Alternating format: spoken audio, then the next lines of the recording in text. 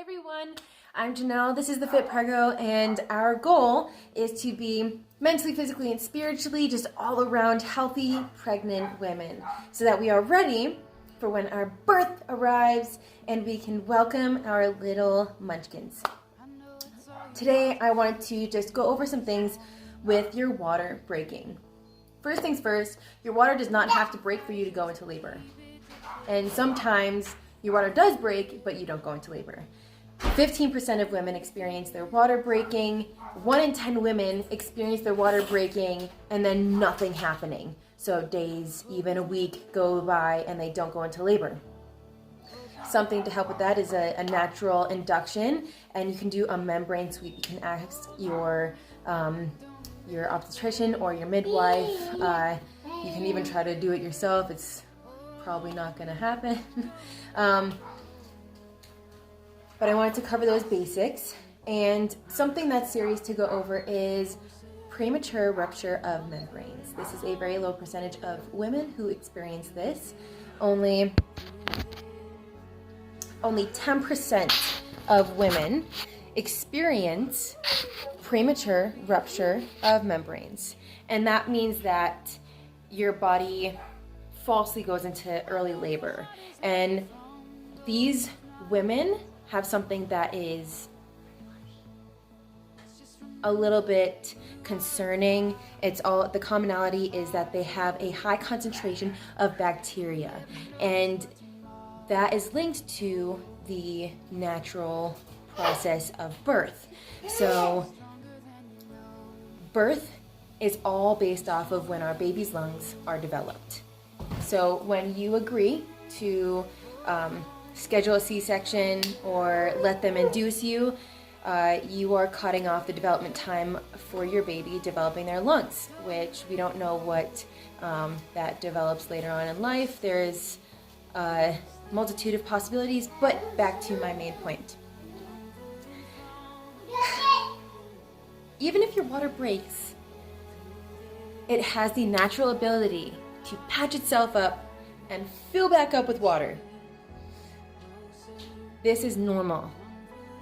There are multiple times when, for example, after sex or just after a physical activity, I would have a little bit of leakage, but I knew that it would patch up and replenish the fluid. And by 5 months, fun fact, by 5 months, your body can replenish and replace the fluid every 3 hours. So relax. The 1 in 10 women who experience their water breaking and then nothing happening, and this is something I'm going to tell you not to do, don't rush to the hospital. If your water breaks or if you start labor, don't rush to the hospital. Stay at home, go on a walk, go out to lunch, have like a really good hearty meal. Just relax. And every single time that you feel your body engage, just take a deep breath and know that your body's doing exactly what it needs to do. So don't rush to the hospital. Because if you do, if your water has broken, they're going to tell you, well, you have 24 hours to have your baby and actually go into active labor. The problem with that is that your body is not on a scheduled time set. It's on its own timeline. And to put your mind at ease about having that 24 hours due to a bacteria scare for an infection, the only way that's really going to happen is if your water breaks and then you have sex, or you go into the hospital or see an obstetrician and you let them just start shoving their hands up there, because that's how bacteria is introduced. So maybe don't do that. Besides that, your amniotic fluid and sac is a natural barrier and protection against bacteria and infection. So if your water does break and you just go about your day and you stay clean, you're probably not going to have a problem. So therefore, you can refuse to have a C-section after 24 hours. I'm trying not to go and ramble off into another subject. So do not rush to the hospital.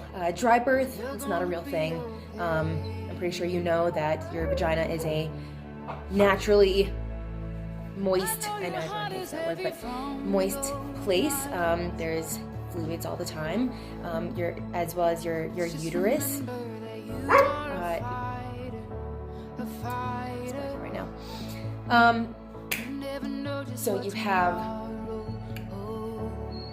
your water breaks, or it doesn't break. Some people it breaks and you don't go into labor. Some people go into labor without it breaking.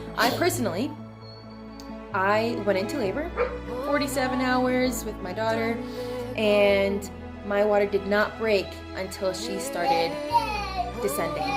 She was crowning, and that's when my water broke.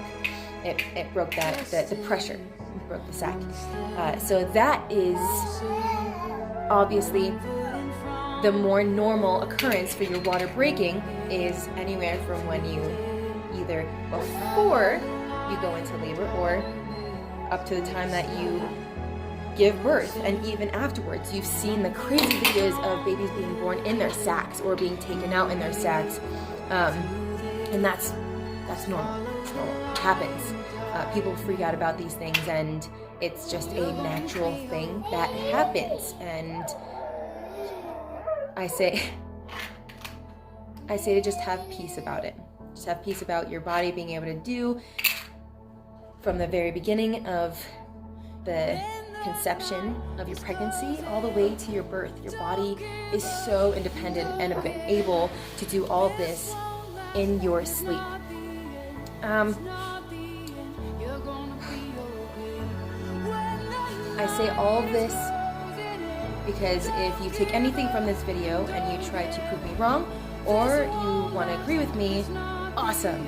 I just want to hear more positive birth experiences rather than horrifying and controlled births. I used to be a person who was terrified of birth. I wanted nothing to do with it. I didn't even think I wanted kids. And my first was a general hospital experience, but I was lucky to be let go for the 47 hours because I had midwives and doulas by my side who were the ones taking care of me. They were partnered with the hospital. But my second time, I knew exactly what I wanted, and I went after it, and it was my dream birth. So I'm only trying to impart that on you and help educate you so that you have peace of mind about everything your body can do. All right, I love you guys, and I hope that this helped in any way, and more videos are to come about the multitude of subjects you can talk about with pregnancy and birth. All right, have a beautiful day, and I will see you soon.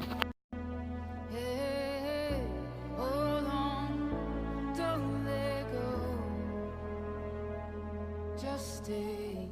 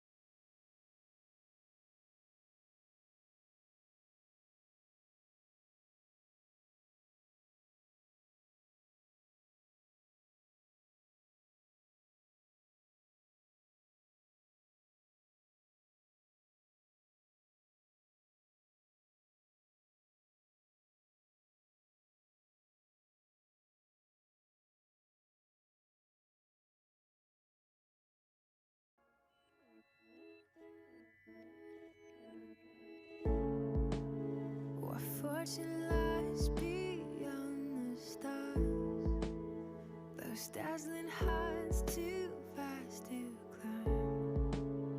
I got so high to fall so far, but I found heaven